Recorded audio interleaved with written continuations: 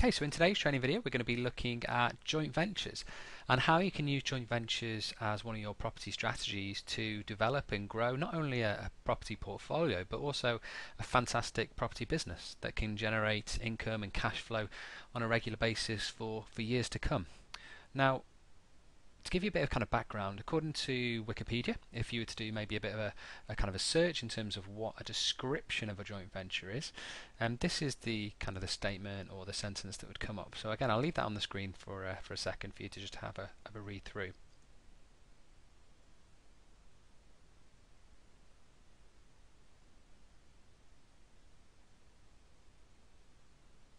Now that's obviously a kind of sentence that's created to give a wide kind of description of what a joint venture kind of be, but typically when it's kind of boiled down to it, in terms of achieving things in life and in business, when you focus on what you enjoy, you'll achieve much greater success, and you'll enjoy it better as well along the way. And bringing together partners that have different skill sets that can complement each other is a fantastic way to shortcut that and to achieve that in a much quicker way, and again to much kind of greater success really. And property is no different, and it's a great vehicle for people of differing kind of skills and asset classes to kind of come together and develop a portfolio, as I said, or even just kind of a property business. Now, most of the property joint ventures that I've been involved in and I've seen kind of created with other colleagues and contacts is where one partner will typically be kind of responsible for bringing the funds to the table, and the other partner is really contributing their sort of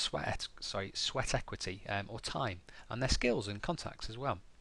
So if your personalities complement each other and you set up agreements kind of correctly from the start, then you can achieve some great success with joint ventures. And this is how even the kind of the most or the bigger players really in the commercial property area tend to invest. And I mean kind of big, they're sort of talking hundreds of millions of pounds, where they would typically joint venture with major banks and lenders, where they would provide the finance, and then the commercial companies or commercial property companies would provide the kind of contacts, the experience, and the ability to provide the deal really, and to follow through with the deal to achieve the end goal, and then they'd split shares and equity. And that's the way in which a lot of commercial property is being kind of developed and created over the past years really. But it doesn't need to be, or it doesn't mean that you have to be that size in order to kind of benefit from joint ventures. Property can be great for when you're just starting out. Joint ventures are a very powerful strategy for beginners as well, because this is probably where it maybe has most value, because you can start and slowly build a property portfolio even though you don't necessarily have the funds to develop or to invest from the start. And if you have cash to invest, then by doing a joint venture with a hungry partner, you can rapidly increase your results, especially if they've got the experience and contacts and knowledge to bring to the table, all without you needing to do kind of the day-to-day work. It's really going to shortcut your journey and achieve greater results. And then, as we said, if you're maybe time rich but cash poor, then instead of bringing finance to the table, you can bring kind of experience and contacts and knowledge and the ability and the time to do the work and to bring the deals to the table and to follow those deals through. And this is a great way to build a property portfolio without needing your own kind of starting pot of funds and without needing to even get your own mortgages on occasions. Now, joint ventures certainly won't suit everybody. I'm not saying they're the answer to every kind of situation, because it depends on the individuals involved. But if you both bring added value to the table, then it can open up and create a lot of opportunities, which is a great way to move your property developments and your property portfolio forward. So this strategy really starts with focusing on the assets that you have, and then starting to consider the assets that you may be missing. And then you can start to look for partners with personalities and an ethos that you like, that's similar to yours, that you get on with and you feel that you can work together, and who have the opposite assets to what you can bring as well, because that's going to complement the joint venture and lead to a more successful partnership. Now, when it comes to joint ventures, where the money is in terms of where you can kind of get the most benefit really depends on how your joint venture agreement is set up. But it's not uncommon to see a sort of 50-50 split on equity and rental income, usually after the funding partner has covered their initial investment. And this gives a great return for both parties. As I said, if you're the one bringing the finance to the table, typically you won't have to be hands-on doing the work, and you won't have to have that kind of experience and background in the area to the same level as kind of if you were doing it yourself. So it's a good kind of all-round solution. Now, the situations it's best for is really going to be both for cash rich and time poor, and for cash poor and time rich people. So this strategy can work for you regardless of kind of your current situation, as it's likely you'll have some skills or assets missing that you can obviously bring to, or not missing, but it's likely you're going to have some assets and skills that you can bring to the table that somebody else is going to have missing. That's really going to help develop them and develop you as well, and it's going to help ultimately to kind of rocket your results. So it's best to consider what these missing assets are. Look to use this kind of joint venture strategy alongside some of the other strategies or core strategies that we've spoken about, and joint venture and partner with people that kind of best match your personality and your situation. Now, the assets that probably help best with this strategy is where you're bringing something of significance to the table, and even if that's simply just kind of time and ambition, then that's fine. It's just something you can kind of bring to the table that's going to match your other partner's assets, and they'll tie in nicely. So that could be cash funds, that could be a good credit history to go out and get mortgages. As I said, it could be kind of simply time and ambition and the ability to go out there and do the work. Or it could be kind of experience and contacts and knowledge within the particular industry already. Now, in terms of time frames, what we've kind of put down here or suggested here is usually between kind of 3 to 12 months for the initial property, and then about a 3+ year time frame for longer term portfolio building.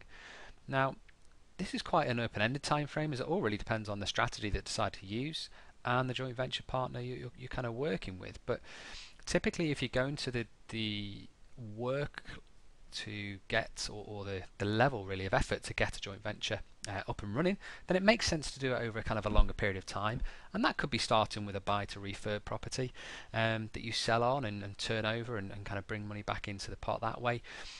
And it can be kind of initially short term, but certainly with a long term view, that's a good way to kind of approach the joint ventures. But one thing I want to make kind of quite clear though is that finding a joint venture partner isn't just as simple as some people might kind of make it out to be, or make it to sound really, because you shouldn't just kind of jump into bed with anyone. You need to really find and focus and spend time on trying to find the right person. So regardless of what side of the table you're on, if you're looking for a partner that's got the money and the finance to invest, then there's lots of investors out there that are going to have the means to invest with you. But if you're on the other side of the table and you're looking for a partner with ambition and time and experience, then again, there's going to be lots of people out there that have that ability for you to leverage their time and leverage their contacts. So it's important to find the right balance of personalities that are going to work with you, and this is going to be key. And finding the right partner will take time. It's not going to happen overnight. So if you're interested in this strategy, then it's important to get started now. Get out there, start meeting new people, go to networking events, go to property events, make the effort to network and to outreach to like-minded investors, make it known what you're kind of doing and what you're looking to achieve. And then often you'll find that joint ventures will just kind of naturally happen, and they'll happen in the most unlikely of places. So keep an open mind. Understand what it is you're looking for, and then make a set plan to go out and achieve it. Okay, so let's look at a bit of an example in terms of how a joint venture can kind of work really. So if you consider the same example that we looked at in the vanilla kind of buy-to-let strategy, or even the buy, refurbish, refinance strategy, in terms of the way in which you will look to kind of buy the properties or to carry out a property strategy, remember kind of what the potential returns on those types of properties were, and then let's look at it from the perspective of if you were a cash rich and time poor investor first. So would it be worth giving away a portion of that if you could be completely hands off, but have somebody do all the work for you? Especially if you knew the person was only going to be rewarded if the property was a success and achieved what you'd actually agreed and set down in the beginning. This should reduce your risk.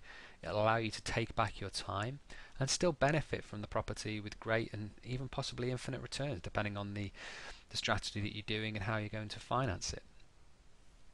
Or let's consider if you're maybe cash poor and time rich. how it could work for you. So if you're in this situation, would it be worth speeding up your portfolio growth and working for free initially just to try and get rewarded really for your skills and get the success and the upside on doing a great deal? And if it would take you, say, 1 to 2 years to save enough simply just to buy the deposit for one property, but then to run out of money and have to start again, would you consider giving your time instead of kind of doing that long-term kind of approach of saving the money, working to grow a joint venture portfolio, where instead you split the benefit and it allows you to grow much quicker? So you can see the benefits from both sides of the table really in terms of how it can improve the potential and also how it can offer you a lot more benefits than simply going it alone. And then let's look at a real life case study. So these are kind of examples on some joint ventures that I've done in the past. So one that's not been that successful and another one that's still going great. So I've done a couple of joint ventures in property for different strategies at different points in time and with different investors as well. And not all have been successful. I've learnt lots along the way, and I now know what to kind of look out for because I've made those mistakes. I've had that experience really. And after looking back, all of my previous joint ventures that haven't worked out all seem to have been because it was kind of too similar in terms of the assets that I was bringing to the table or the personalities between me and the other party. So our skills and our assets were too similar to be able to, I suppose, make it worthwhile doing it. And there's a couple of analogies that I've heard that come to kind of mind when I've kind of looked at joint ventures, and that's you don't really want to just make if you've got one and one adding together, you don't really want to make two. If you're going to the effort of doing a joint venture, it needs to kind of create three or more. So you're going to be in a better position by working with somebody, or a much better position than working with somebody than just doing it on your own. So that's a good thing to kind of keep in mind when you're looking and considering kind of potential joint venture partnerships in the future. Now, when I first started out, I had a joint venture initially with a friend of mine, and this was in sourcing property leads. Now, from the start, you could see that it was always going to be tricky because it doesn't really matter too much that we were best friends, but we were both bringing, as I said, the same kind of assets to the table, which was our time. Now, I had a little more property experience than my friend, as they were kind of completely new to it, and this meant it was difficult really to split the roles because I had the experience, so I would end up taking on most of the work, and they had to learn everything from scratch as they were going along. So it was quite a steep, long learning curve for them. Now, this uneven split can easily breed resentment, and it can breed kind of frustration and delay you and kind of slow you down when you're looking to kind of grow. But as property was kind of new to them, they soon realised that it also wasn't necessarily what they enjoyed. And luckily, because we were good friends, we both quickly realised that it wasn't going to work out and that we should maybe separate and do our own kind of separate things. Now, all in all, we probably wasted around sort of 6 months of our time and a starting investment of about £1,000. So it wasn't a great deal of kind of money financially, but it was certainly a lot of time to get to the stage where we decided to part company. And even then, the results that we'd achieved during that time weren't anything of significance really. So it was a good first joint venture in a way because it was relatively painless, and neither of us had too much committed apart from kind of time. But we learned certainly by having the same kind of personalities and having the same assets that we're bringing to the table. It's not necessarily always a good thing. And often it can be better or more helpful when people are bringing sort of separate and more distinct assets to the table, because this way then there's a real benefit to all around, and everyone's benefiting and yeah, achieving more with it really. So looking back on that experience, the top three things that I'd probably look to do differently is to check and then double check that we've got the right personalities and different assets to bring to the table before we even kind of start out. Also really look to meet each other a number of times before you do a deal where possible. You don't really want to rush into things. You don't want to do a deal with somebody you've only met kind of once or for the first time. So it's good to build up that relationship and that rapport, certainly a couple of months before kind of doing that first deal.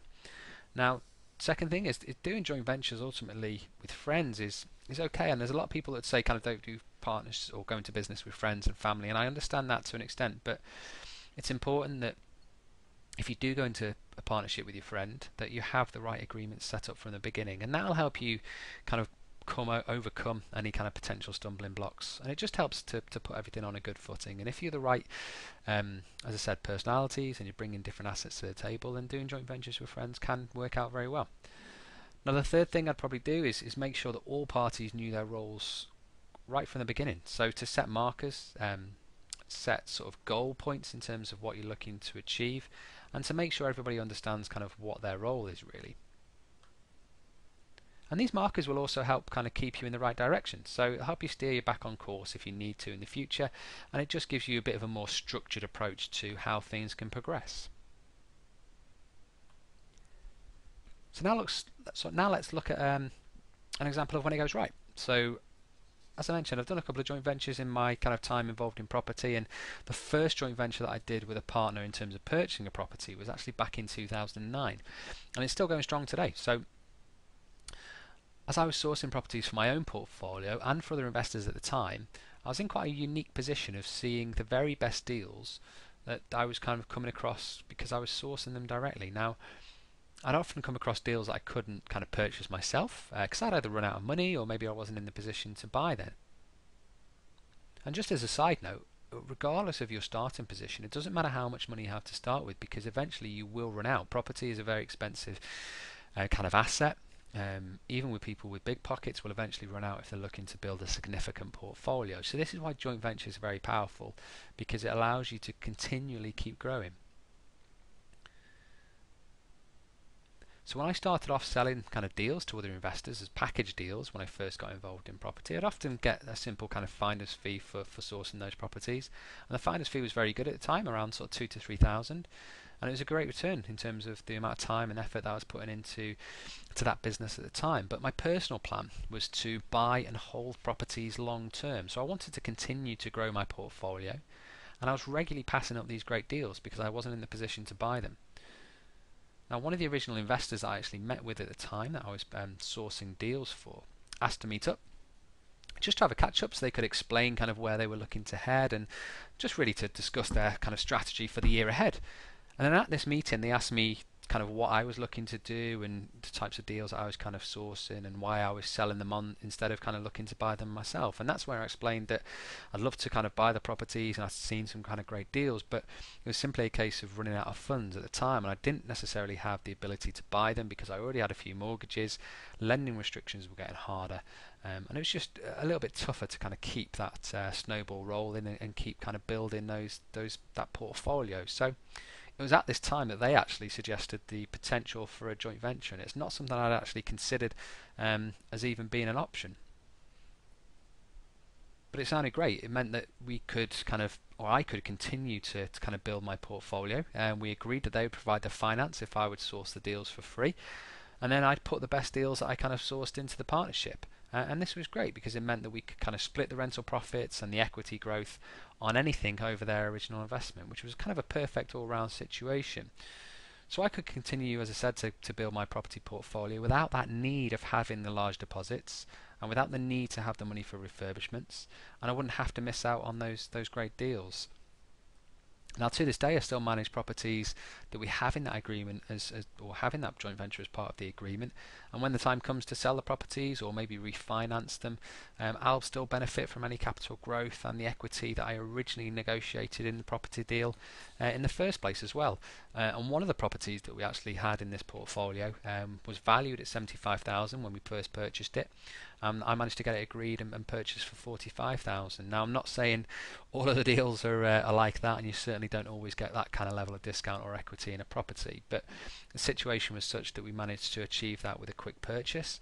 So you can see why I was glad that I didn't kind of just pass that up for kind of a 2,000 finder's fee, although it would have been great for kind of cash flow and it's a good income. But when it came to actually growing my portfolio and certainly taking on deals like this, that's where joint ventures can work perfectly. And that's regardless of, as I said, which side of the fence you're on, whether you're maybe bringing the money to the table as finance or whether you're bringing the time and the experience and the knowledge to the table. So joint ventures is a great strategy to use in terms of not only, as I mentioned earlier, growing a portfolio but also growing a property business and having something that's going to be long term to bring you equity and cash flow as well. So hopefully you found that introduction to kind of joint ventures helpful, and then again in the next couple of property strategy videos we're going to be looking at a range of other strategies that will help you regardless of where your situation is. So I look forward to catching up soon.